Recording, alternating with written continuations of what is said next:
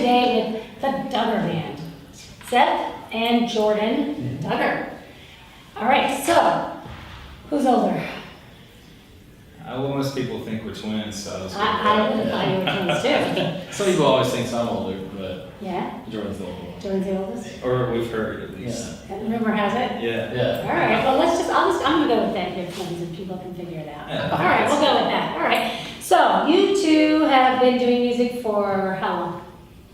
Long time. Since you were little kids? Yeah, I mean, we grew up singing in church and playing. The first instrument we learned how to play was drums, and we actually sang on our first album when Seth was 4 and I was 7. Oh my goodness. So we've kind of been around it. We grew up in a musical family, and so we grew up around that. And, so pretty much our whole life, I guess. Do you have other siblings? No, just us. Just you, and your parents are musical, I take it? Yeah, our dad, he toured with his family whenever he was our age doing Southern gospel music. Oh, nice. So that's kind of where we got the dream and the inspiration for it whenever we were younger. Where is home?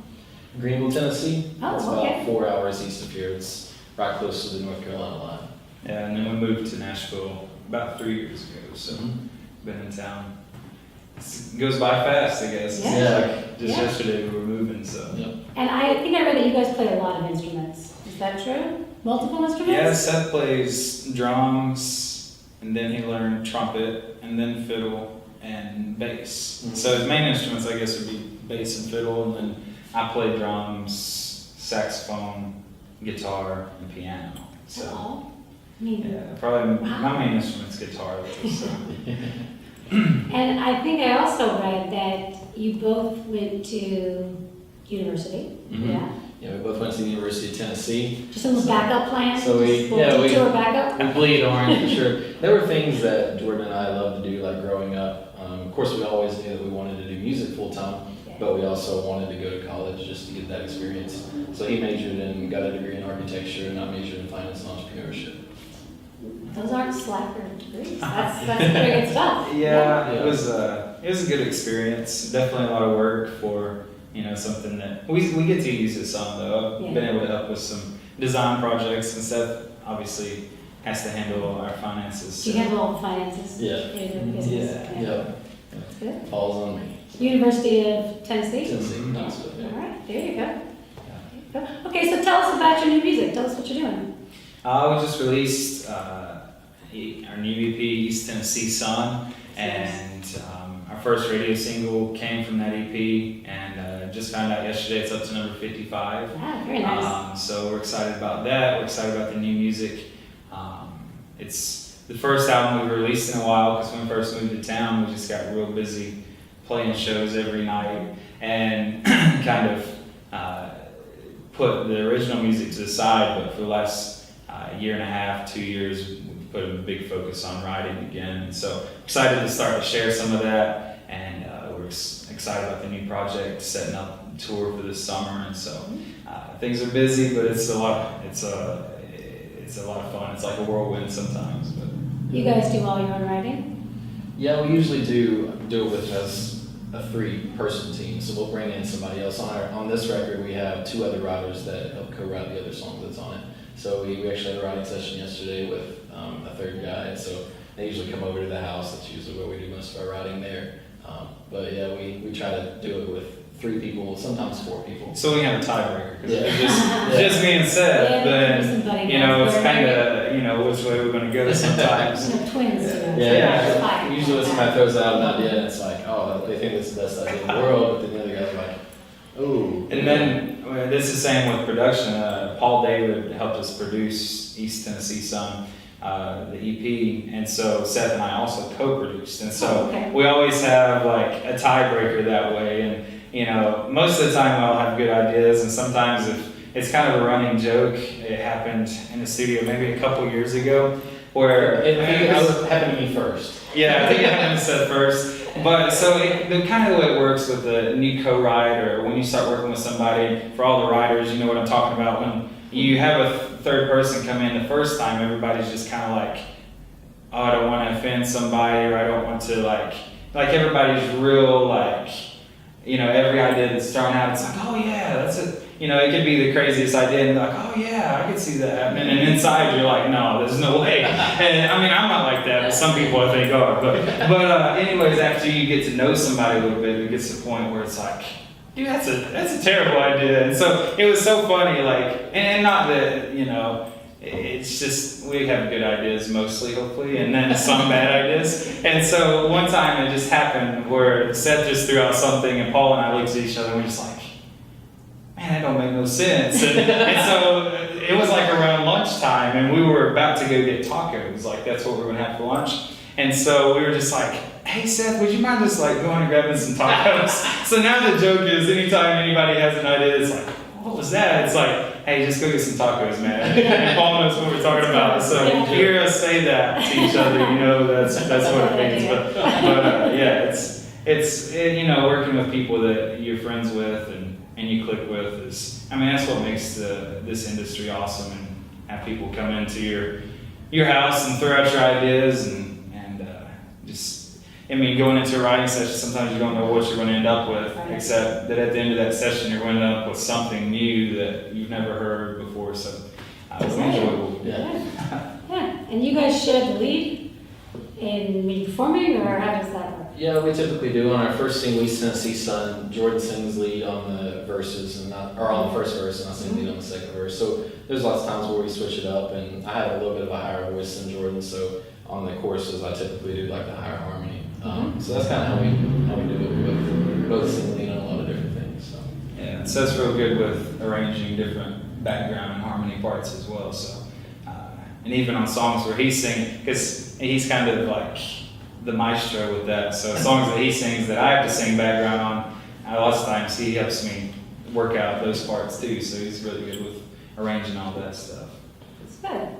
So I read a couple of funny little things. One of them was, I know you said that you always knew you were going to do music, but I heard that one of you maybe wanted to be something fun when you were a kid, when you were little. Yeah. Oh yeah. Just tell about that stuff. I had my dreams crushed whenever I was younger. I used to, people always have dreams, like I want to be a policeman, I want to be an astronaut, I want to be the president. I never wanted to be a fireman. I wanted to be the truck, and it was really sad when I found out that I couldn't be, because I just always thought they were, really shiny and they had all the little bells and whistles, and I thought they were cool. But I wanted to be a fire truck when I was a little kid, but found out that I couldn't. It's a cute story. So I had to be a singer. Hey, but Second best. Maybe I can be a fire truck one day. Still holding that hope. yeah, we're trying to set up maybe a photo shoot at a fire station, so Yeah. maybe Seth will get to Yeah. live out his dream. There you go. You can go get in the garage. Yes. Just get right beside that truck. Jordan, did you ever want to be anything else? Oh, not a fire truck. No I other think, but objects, but. I didn't let him forget that. There was probably some crazy stuff when I was little that he wasn't around for yet. But, I don't remember what that might have been. Yeah.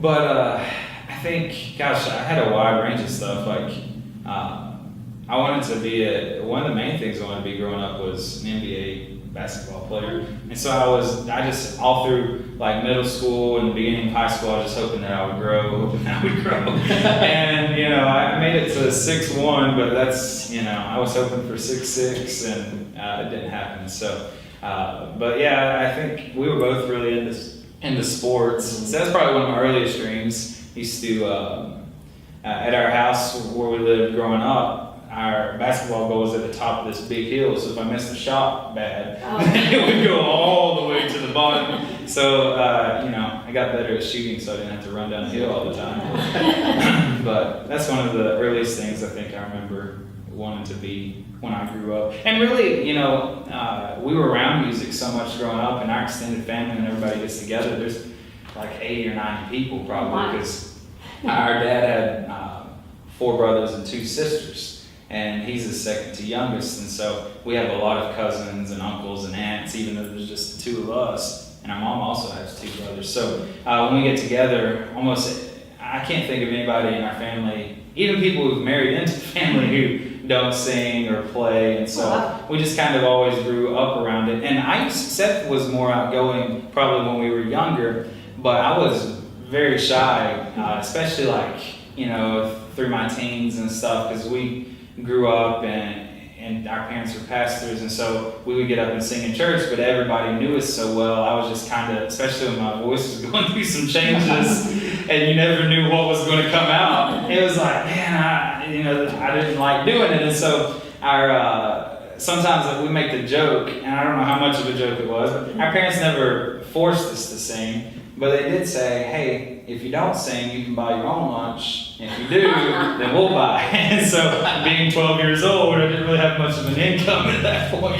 And so we sang, but in high school, when I was around 15 and Seth was 11, I had a bad leg injury at a basketball camp, and I got so bored that summer, I started playing guitar like 10 or 12 hours a day, and that's when he started playing fiddle. And that's the point I think we really started taking it seriously. It kind of been there, and the seed had been planted, but that's when we really started to say, hey, this is something that we want to do. And so by the time college rolled around, we hadn't been doing it for too long. We're like, I don't know if there's really, potential for living at this or not. And so that's when we were like, hey, if we couldn't do music, what would we do? And so, but yeah, we definitely, at that point, I think for me, and I think Seth was more about it before I was, but for me, it was that point where I became really focused on it, that's what I wanted to do. So, yeah, it's kind of like one of those things you take for granted, I guess, growing up around your family who always has done it, and then being, for me, being embarrassed and shy to get up in front of people, and it's a hard thing to do. I admire anybody who does it. It's not easy to get over. So. Yeah, this is true. So where can your friends find you? You're going to have a tour coming up. Yeah, so you can just search Duggar Band. It's Duggar Band with an E. On Facebook, we keep our schedule posted there, our website, Instagram, those are the main accounts that we use there. Just search DuggarBand.com, Duggar Band on Facebook and Instagram. We're getting ready to we're going to be releasing 1 month at a time for our tour dates this upcoming year. Oh, nice. And so we're getting ready to release our May dates, and we're excited to share that with you guys. And if you're listening and you want us to come to where you're at, just send us a message through our website or through Facebook and let us know where you're at and some of the venues there, and we'll look into planning where you're from. Because it's kind of a cool position that we're in, because right now with the national single and everything, we kind of get to pick where we want to go. Mm-hmm. And so that's the beauty of it. So we want to see some different things like the Grand Canyon, or see some things that we've not seen before. We can just kind of book shows around it and kind of go there. So, That's the GY City's venue. that's one of the benefits of doing what we do. So. That's awesome. Okay.